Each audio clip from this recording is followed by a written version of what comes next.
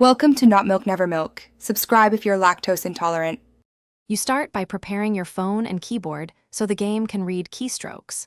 First, install a keyboard app that supports remapping or HID input, then pair or connect your keyboard via Bluetooth or USB. Once done, enable any required permissions like input method and accessibility. These let the app intercept keys. Make sure developer options or USB debugging are active for wired adapters. This initial setup ensures the system recognizes your keyboard before you map keys inside the Friday. Next, you map physical keys to the game's inputs using the Remapping app.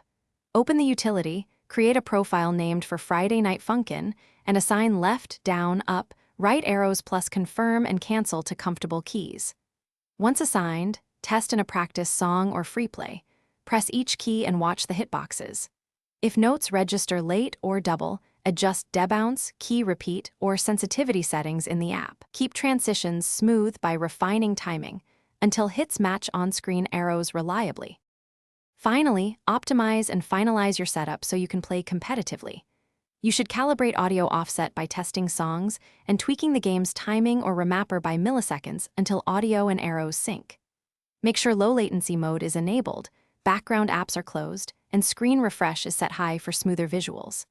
If you encounter lag, duplicate presses, or miss notes, repair your keyboard, swap USB adapters, reduce debounce, or restart the app. These steps fix most connectivity and timing issues quickly. Thanks for watching. If this was helpful, leave a like and consider subscribing. See you next time.